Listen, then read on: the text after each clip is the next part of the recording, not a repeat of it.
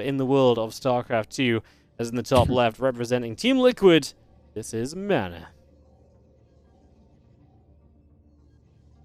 And spawning over in the bottom right-hand side, it is the red Protoss, it is Arrogfire. I always like going through like where these players are. So they're both at 1-2, so this is an elimination match. Yes. And right now, in regards to who have they played, Arrogfire did not have it easy. He had Serral first match 0-2. Yeah, and then it was DNS 2-0, so it's like, hey, that's impressive. Then at 1-1 he met a laser, lost narrowly 1-2.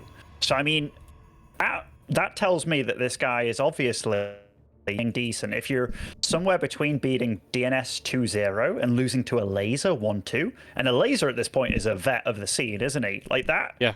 And he's one of the guys that's kind of just behind Reyna and Serral. Like, he's been second place at GSL versus the world, for crying out loud.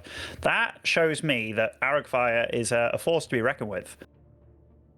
Yeah, no, absolutely. Yeah, I think a laser for me is like a playoff lock when it comes to these events. So to kind of take him on and to go, you know, to all 3 maps, that definitely gets me very excited for. It definitely gets me very excited here for Arrogfire. And like I say, I feel like the PvP is a nice matchup for him. And we'll see MaNa going to go low ground gateway. It is obviously one of the few maps with a ramp in this map pool, so potentially to go low ground gate expand. But Arrogfire, he's going to go 2 gates on the high ground, and I mean, again, he loves to proxy a robo facility a lot of the time. We'll see if he wants to do it today. I mean, I think he would be very happy to kind of take a bit of aggression towards MaNa's potential expansion here. I mean, if you know he's the Robo Kid, then I hope MaNa knows he's the Robo Kid. You know, everyone knows he's the Robo Kid, for sure. Yeah, I mean, like, these players have had a good day or so to prepare for this kind of stuff, and yeah, we'll be going for that. So, Wardy, you're absolutely correct. The Robo Kid added again, and Stargate will be the weapon of choice here for MaNa. Top of the ramp, and he's made it so it's blocking the natural.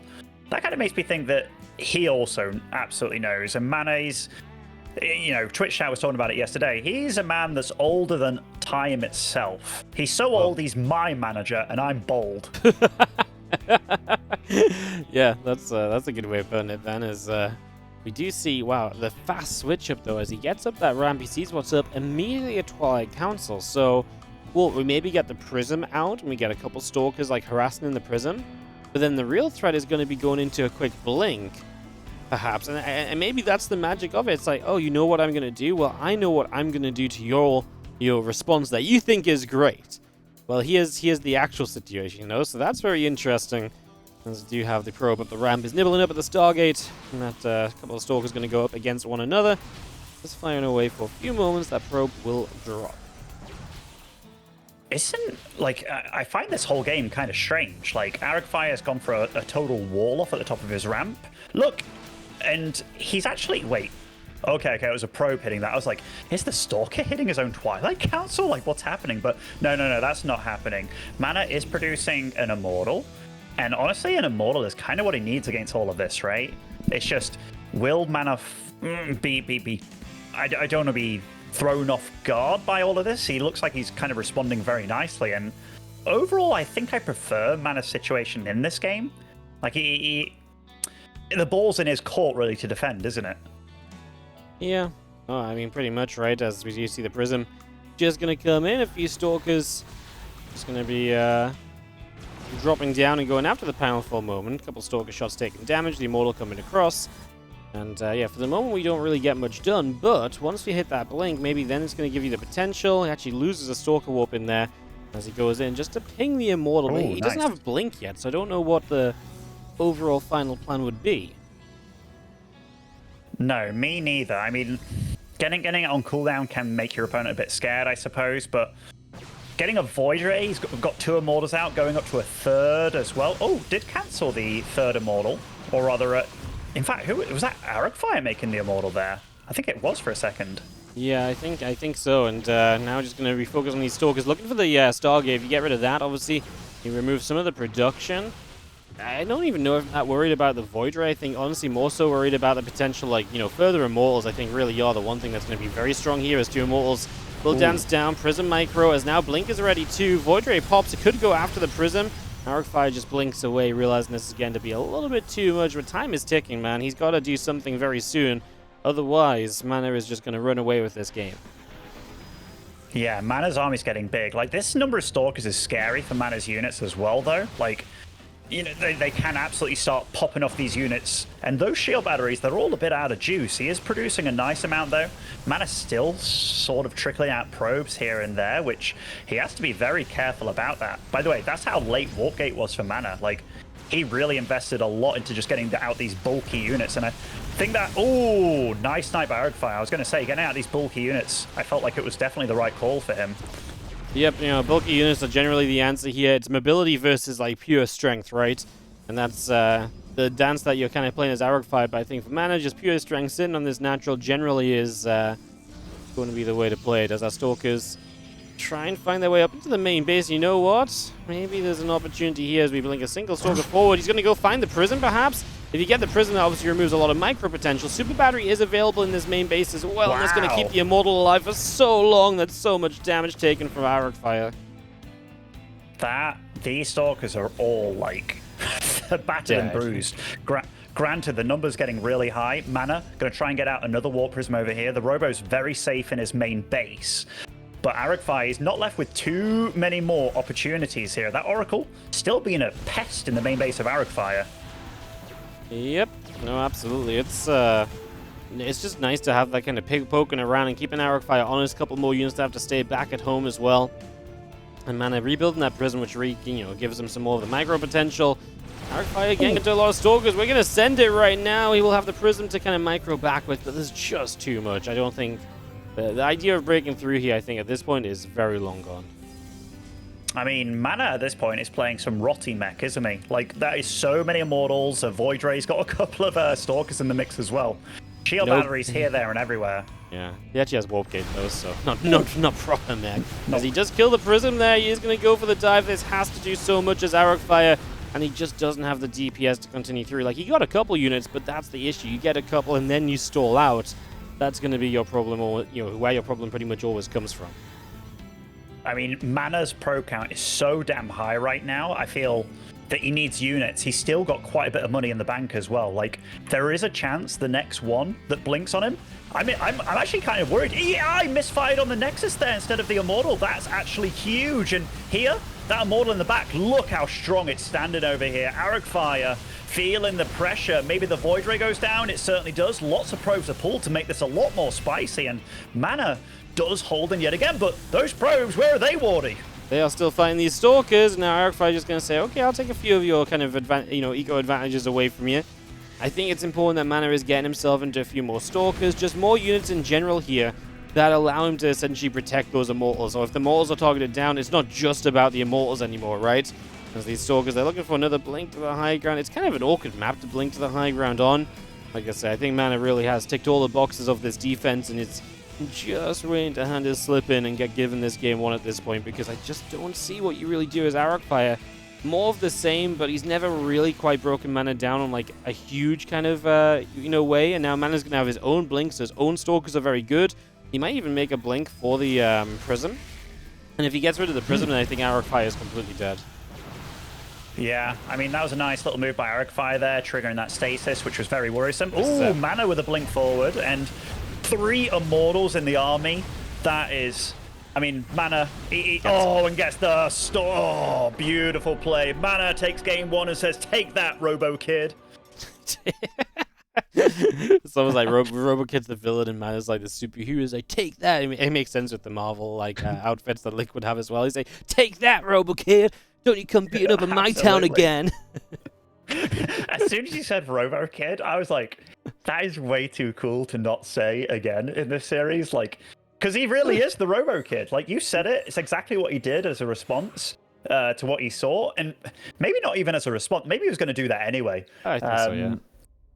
But MaNa actually played, like, that's the first time I've seen the low ground gateway expand so far while casting the last couple of days in a PvP. And we've seen a lot of PvP, but MaNa handled it actually pretty damn nicely. I was worried at some points, but he actually did play that nicely.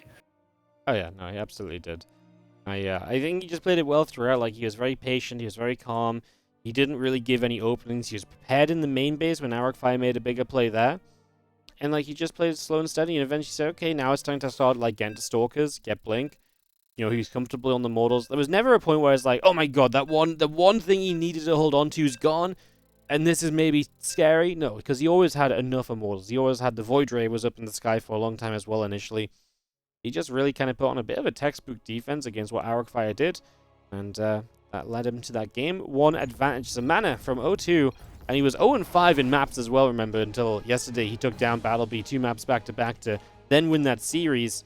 Maybe he really has found his groove in this competition now. As in the bottom right, our Red Protoss player trying to ruin that groove, it's Arrogfire, the Robo Kid. And the man over in the top left, older than time itself, at 79 years old, it is MaNa. I wonder if there's people that tune in that really think MaNa's super old, because, I mean, they must, especially with Twitch chat also kind of going with it as well. This is going to be when, like, a few years from now, people are going to be like, man, Reyno's like a grandpa. He's like 26 or something, Yeah, to say MaNa is, suffering from 7th degree arthritis at this point, given that he's so old. He's playing some good StarCraft the last couple of series I've seen out of him. Like, the series against BattleB, it started off rough, and you were absolutely right. Like, being 1 map away from elimination since then, it feels like he's really stepped up, and he's actually playing some very good StarCraft. Yeah, no, he's been a bit of a beast the last few games we've seen of him, as there is a probe of MaNa and Arrogfire both on the map, so they'll see what they want to do, see how real a proxy they may turn into, and obviously most importantly, 2 gates on the high ground from both as well, so no immediately super fast expansion looking to set up, at least not off of a single gateway. You can still obviously 2-gate expand. As MaNa puts the pylon down and leaves it, Arrogfire is going to do the same, so it doesn't look like either player is going to go proxying anything. And now that probably means Arrogfire will robo in his main base, Ben. Maybe not, though. Maybe we actually do see something different. I mean, absolutely could. Like, MaNa will find the proxy pylon of his opponent. Like, they've both got units out and about. Actually, it's Arrogfire with 2 probes out and about. Now, scouting your opponent, scouting for proxy so hardcore as well. What does that make you think he's worried about? Or maybe he's checked replays, checked info with MaNa, but MaNa doesn't come across as the kind of guy that's all about the proxy life, right? Yeah. I'm not sure. Maybe he's specifically afraid of like a proxy Stargate or something. Maybe feels like that could be a problem for him. I just start up a sentry now from Arrogfire. I'm kind of just watching his money, and yeah, a couple of sentries. Obviously, if you're building sentries, that means you're not going to build tech structures. So I think he just wants to expand, and that means that, yeah, he wants to make sure he's not being like completely all into anything first. He even put the pylon down over here, which actually sees the Stargate as well. So now as he gets these sentries up, he'll have continued scouting with hallucinations, and he is indeed free to put an expansion down. He's just going to have to be nice and defensive against oracles, and probably plays into like Blink, if I had to guess from here. Oh, his own Stargate! Wow, that was not my guess in the slightest. This game's interesting. Like, there's a few things going on here. MaNa built his Stargate in range of that pylon purely because I think he thought that Arrogfire was going to cancel it, and he was building Zealots initially to kind of show Arrogfire with the limited info, because obviously when you're building the pylon it's less, that he was building the Zealots. Then he cancelled and made the Stalkers instead, but then he just let it finish, and all of a sudden a lot of MaNa's like trickery kind of goes out the window. And he's the one that's making the Oracle now, and he doesn't really know what's going on, but getting to kill 2 pylons for practically nothing early on definitely isn't too bad for yourself. Ooh, look at this. The hallucinated Phoenix immediately spots where the Oracle is going. Yep, really nice, because it means your real Phoenix is going to be able to get straight onto it. So that's very important, because you're going to immediately push this Oracle back, force it to recall straight away, and just take away some of the map control that MaNa is meant to have from having built that Stargate a little bit sooner. Drop down the Revelation. He is going to move the Stalker to the side. The Phoenix actually didn't show itself yet, so I guess Arrogfire is still playing with the idea that currently, MaNa doesn't actually know what's happening, so that's something MaNa still has to hunt for now. Yeah, I actually like how MaNa's been handling the Oracle so far. Ooh, I say that as he missed the second shot there to get the probe kill. But nice not committing. You see that Stargate, and it's like, oh, quick, Revelate, get out of there. And so far, this Oracle's been more of a nuisance than maybe Arrogfire intended. Sent out 2 hallucinations to find out what's going on. Both getting into Blink. Arrogfire has been very good about chrono boosting out his probes, though. Is starting to get a little lead in the eco department. Yeah, 37 to 32, so has the advantage there. There's obviously maybe a little bit of safety, kind of precautionary play from MaNa as well, as he didn't immediately know what was up straight away. The Phoenix does get away, just takes a shot or so off some Stalkers, so not too big of a deal as we back up over the right-hand side. Yeah, it's kind of funny going for Stargate and then just making 1 Phoenix. I wonder what the intention was for Arrogfire, whether it was to like smash the Oracle straight away and then do something with the Stargate, but it's a big investment. Like, Stargate is not a cheap building at all. We'll start taking a 3rd base here and still retaining that probe lead quite decently. And MaNa looks like he's setting up to be aggressive. Like, I don't think he has much intention of making this the long, kind of drawn-out PvP. No, I don't think he has any intention to make this long, drawn-out or anything of the sort. He's actually going to proxy a gateway down. He wants to be aggressive with these Stalkers, so we clearly see what his intentions are. He already has a lot of Stalkers. In fact, an army supply lead already in his favor as he blinks on top of his opponent right now. No blink from Arrogfire, so he is just straight up outnumbered. Phoenix could lift 1 Stalker up, but that's a very minimal effect, and we can just see chasing forward. MaNa going to jump on Warped in units. He does not need to worry about the battery. I think he doesn't quite one-shot through the battery, but he will start to get there. Good blinks back. Super battery popped. Blinks on top of the Stalkers that are hurt. That works as well. He is going to eat probe damage, but man, he just did so much. He really did. He was fierce. He was relentless against the youngster. You know, this was absolutely brutal from the, I was going to say the World War I war veteran over here in MaNa, but very, very solid play out of MaNa. Like, honestly, the first game was very rough, but now the second game, he's just bringing it. Bringing it to Arrogfire, Yeah. and Arrogfire has nothing left. 12 probes falling, as well as his whole army. A little bit of experience from MaNa as well, just really kind of aggressive. Put your opponent in scary situations, right? Being aggressive just gives you chances to catch them making mistakes, and you can just see at this point, MaNa continues to dish out the hurt. He continues to get so much done. Even if you start to get cleaned up at this point, you will have the economy advantage. Well, actually, the worker counts are surprisingly even for everything that's gone on, but I guess he will just have the production to keep on going, especially as that nearby warp gate is helping him out a lot. Some good blinks to the high ground from Arrogfire, saving all of his Stalkers, but if they're such low HP, they're not going to be able to come and re-engage unless he has Super Battery back, which he is. Actually, he does have Super Battery available again. I guess the problem is if you pop it now, MaNa might just target it down, or he can actually still just shoot through the Stalkers because he has enough himself. GG's. MaNa takes it 2-0, and he really has been on a streak from being 0